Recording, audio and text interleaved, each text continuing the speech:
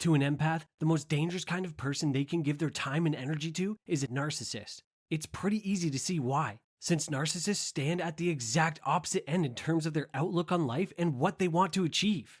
When you see an empath and a narcissist together, it usually plays out like a game of cat and mouse, with the narcissist trying to pin down the empath while the empath tries their best not to get sucked in. As an empath, a narcissist can definitely be a dangerous individual to your happiness and overall mental health, but there are some things you can do to keep yourself protected, so stick around for the whole video, and by the end of it, you'll be able to avoid the traps narcissists leave for you and turn the tables on them. Number 9. Your pity will be the end of you. Empaths are not known to look down on others, but perhaps the narcissist is the rare exception. While many people may see these types of people as walking red flags or too much trouble to mess with, the empath may have a slightly different reaction, instead deciding to try to empathize with the narcissist. You see, narcissists do a good job at pretending that they care, that they want to change, or that they are actually deep down good people. In reality, a narcissist may not feel these things at all, but it's bait that most empaths will usually bite. If you are an empath and are worried about being played by a narcissist, reining in your need to help others or to relate to them is a good skill to work on, and it should help you avoid falling into a trap. Empaths are generally some of the best when it comes to truly understanding others and what they may be feeling. But learning when and where to use that ability can save you a lot of pain down the line when dealing with self-centered people.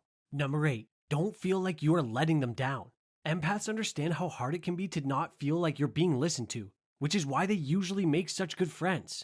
An empath feels things so deeply that they can sometimes struggle to describe their emotions to a non-empath, so they can understand where a narcissist may be coming from when they say they feel lonely. This, however, is not a good idea, as the narcissist may be using the empath's kindness against them in order to manipulate them. Empaths shouldn't feel like they are letting the narcissist down by not opening up to them, as it usually just leads to them getting hurt down the line. As good of a trait it is to care about others, empaths must understand that trusting everyone that displays a bit of vulnerability can lead to a lot of suffering, and should be reserved for the people who have earned it. Number 7. Empaths can't stand being alone. Although it's true that empaths value their alone time, especially since it's a rare opportunity to recharge their social batteries, in general, you will find that most empaths would prefer to be in the presence of their friends and family than spend their time alone. This fact alone is very important to narcissists, who generally try to isolate their friends and partners in an effort to take more control. Empaths who are separated from their loved ones struggle much more than the average person, and it makes them more subdued as a result. Narcissists and empaths usually have very toxic relationships because their worldviews and desires are so different. And the narcissist usually takes control after they are able to successfully isolate the empath. Although most empaths tend to be accommodating, they should be extremely careful if someone is asking them to spend less time and energy with friends and family. When empaths are alone, they are more likely to suffer from signs of depression and also tend to lose their direction in a fairly major way. Number 6. Empaths crave support and advice. Another reason why empaths are more susceptible to the manipulation tactics of narcissists is that they are quick to turn to others for advice and support. An empath is used to getting into the heads of others, and it's something they do on a daily basis. And as a result, they tend to crowdsource their biggest decisions to those within their social circle. This is actually a great trait for a friend to have,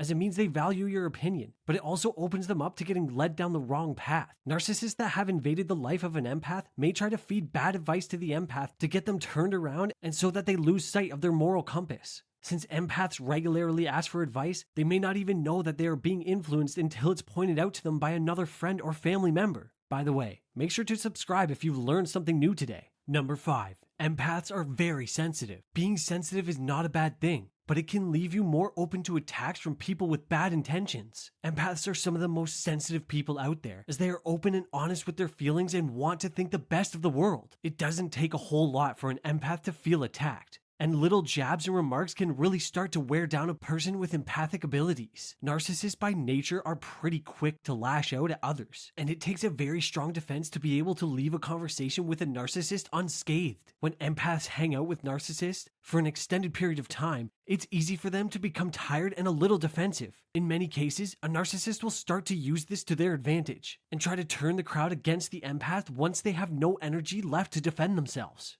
Number 4, empaths are quick to believe in a false self. Empaths are sponges to the emotions of others and have seen people grow and change in front of their eyes before. The same goes for themselves, which is why a classic narcissist trick tends to work on empaths. The trick is known as the false self, and it is a role the narcissist takes on to gain the trust of those around them. Here they will pretend to care about hardships, give advice they don't believe in, and in general start to behave in a way that in no way reflects their true self. Empaths in particular seem to get drawn into this little act, and they will start to open themselves up to the person as a result. When this happens and an empath has fallen into the trap, the narcissist will completely change up and start belittling and manipulating the empath instead. This sudden change can shake up the empath, who doesn't really know how to escape a situation as uncomfortable as this. The false self is a very tricky tactic that most narcissists pull off on a regular basis, and it takes clear boundaries to properly overcome. If you aren't able to stand up for yourself, it is very hard to shake off this kind of behavior.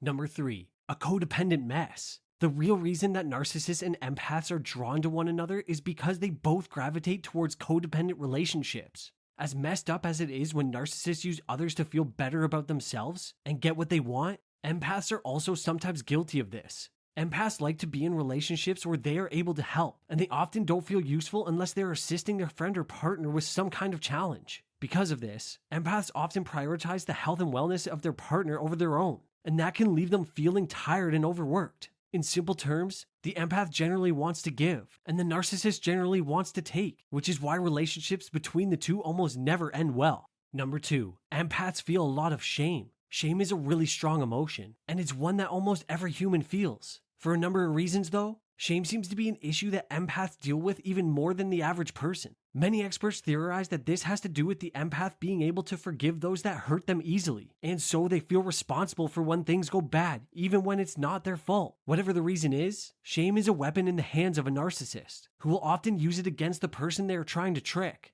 Therapy, meditation, and self-reflection can all help reduce the impact shame can have on a person, but it is also something that takes a lot of time and care to overcome.